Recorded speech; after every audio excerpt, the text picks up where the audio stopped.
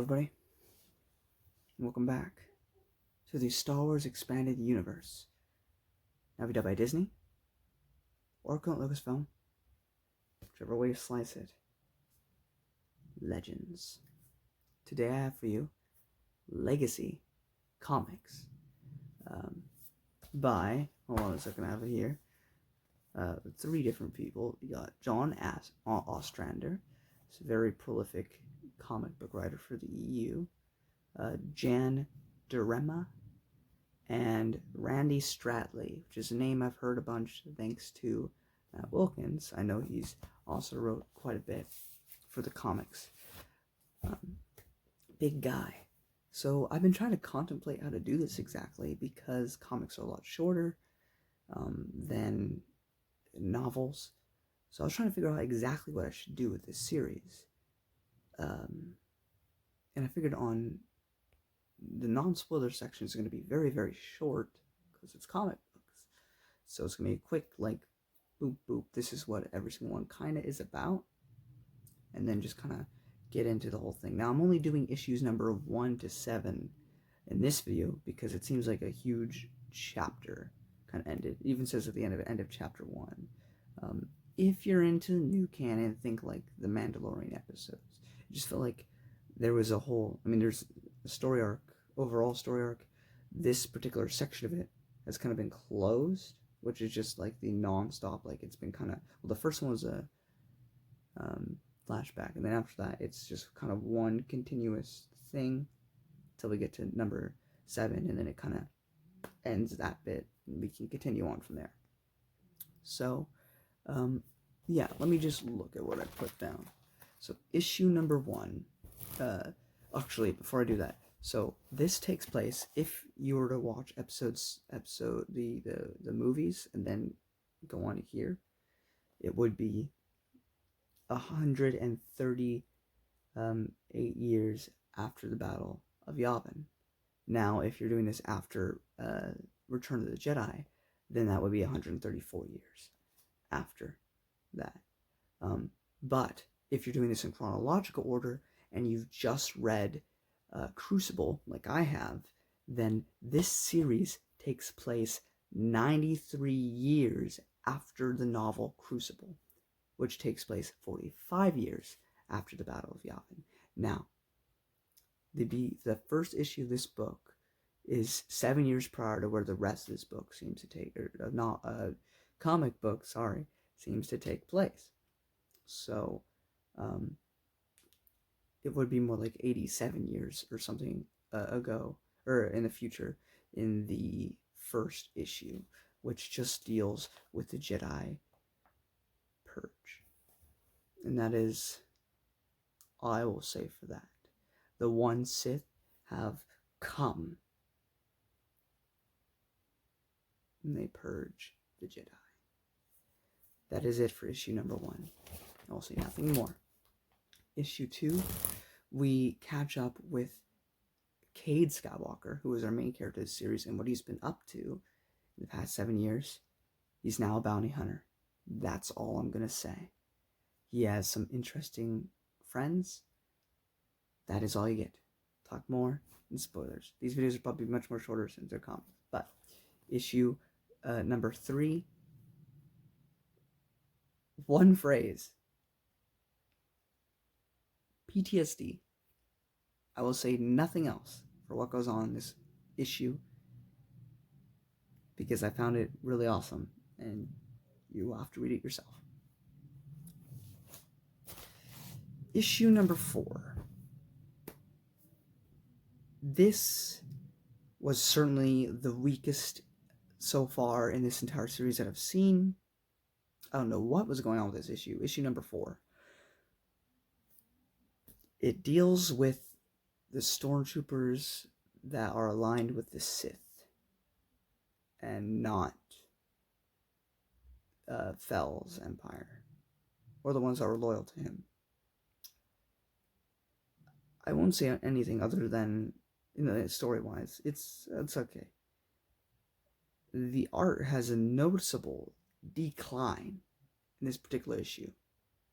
It's not horrible, but in comparison to the past 3, I was very disappointed overall with this issue. But moving back, I lumped issues 5 and 7 together because they all kind of blend in together. Which deals a bit with Fel's daughter. And Cade reunites with some of the Jedi. And that's all I'll say. There's a lot of fighting, a lot of stuff that goes down. You have to read the issues to find out what's going on there. But that's pretty much all I can say. And issue 8 is kind of the resolution to this whole section of the story. And then we move forward from there. So that's about it for non-spoiler. Right, why did I say that? Issues number 1 to 8, not issues number 1 to 7. Heck. Overall, this, I'm not a big comic book reader. In fact, I've not read many comics in my life, actually. I've watched the Spider-Man movies, I've adored them. I've, at school, picked up a couple comic books just to read during class,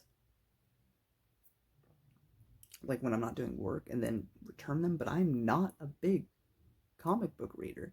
The only notable comics that I've read in my life are the Marvel Zombies comic book run, which, funnily enough, the big person that helped motivate the person who made those comics to do it was the Karate Kid himself, Ralph Macchio. Just a little side note. So, I haven't been a big book reader for a while. I used to be a huge book reader in elementary school, in middle school, and then it kind of just went away. But the EU has brought back the love of reading novels and stuff. As for comics, I don't do much of it. But I have to say, this series so far has been absolutely phenomenal. I think, a comic is hindered, unlike a novel, which you can just dialogue. It's all text. But, you have to, the illustrations plus the talking. And I think it finds a perfect balance, minus the 4th issue, because it has some of the most beautiful art that I've seen. I'm sure there's many beautiful arts in comics, but as for me, it looks really good, and it's really nice to look at. And the story so far has been excellent. I think the dialogue also has been excellent for a comic book. I think there's a lot of good character moments in there. And I like where the story's going. I liked what I've seen of Darth Krayt so far. I mean, we got hints of him in the Fated Jedi series. I'm sure I'll learn more about him in the past. But as for what we have here, he's really imposing. He looks like a physical threat, way more frightening than the Lost Tribe of the Sith ever were. Cade is he's the most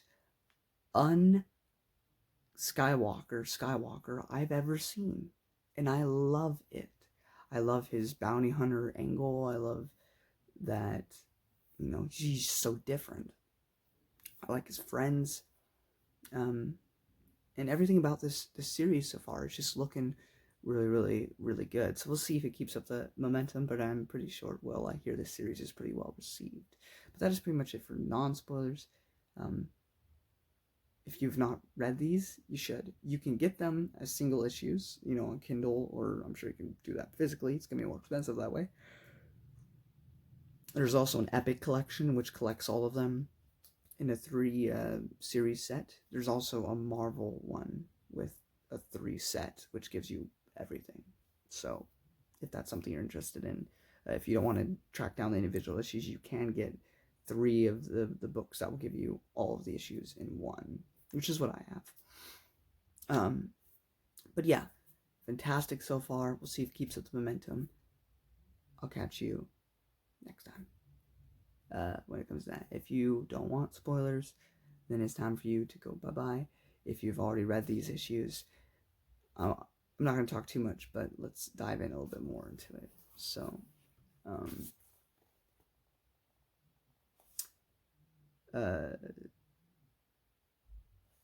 the first thing that I wrote down was that in the first issue talks about the Fel Empire owns Coruscant.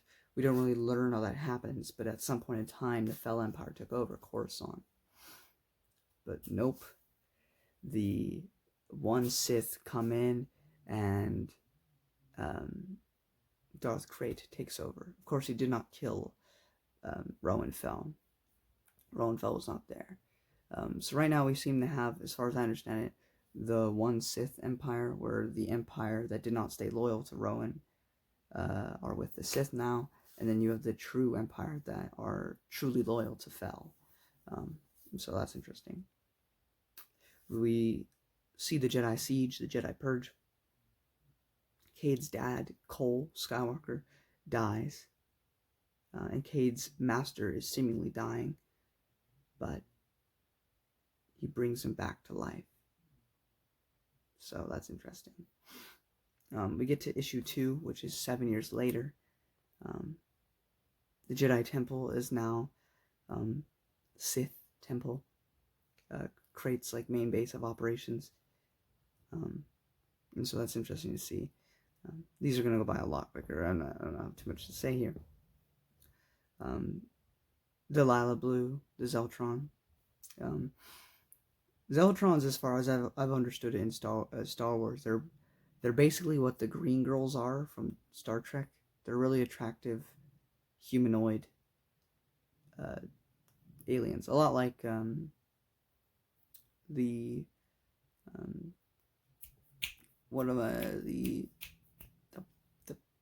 why do I know it? The Twi'leks, sorry. But without the head tails. So, they, Cade, Delilah, and Sin, his other friend, they have a bounty for a Jedi, which Cade has no qualms about taking. We learn about Rowan Fell and his daughter, Princess Marishia Fell. And so she's trying to escape because the Sith are after her. And we get to issue number 3. We see that Cade is into death sticks. He meets up with a pirate criminal that saved him back on Ossus 7 years ago. And he's hooked to death sticks. They make him weak to the Force and keep Force ghosts away.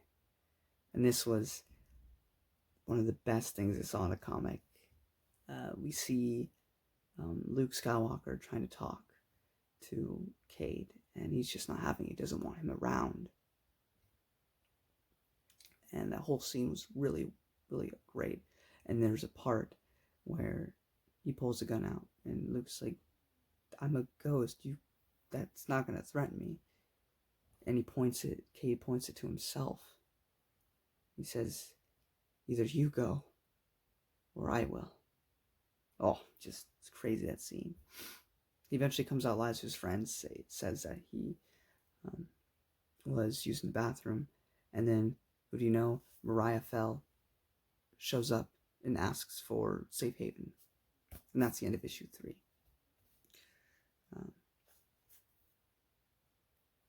I also noticed one thing before I get into issue 4. It seems like all Fells since Jag seem to retain a white streak, which I find kind of interesting.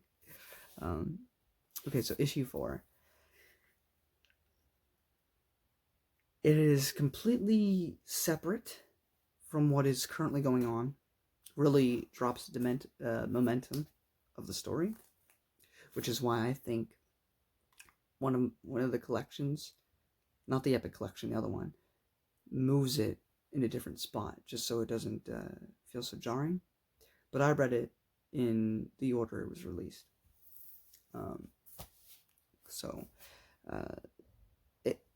I don't know, like, the art is just significantly worse in that one.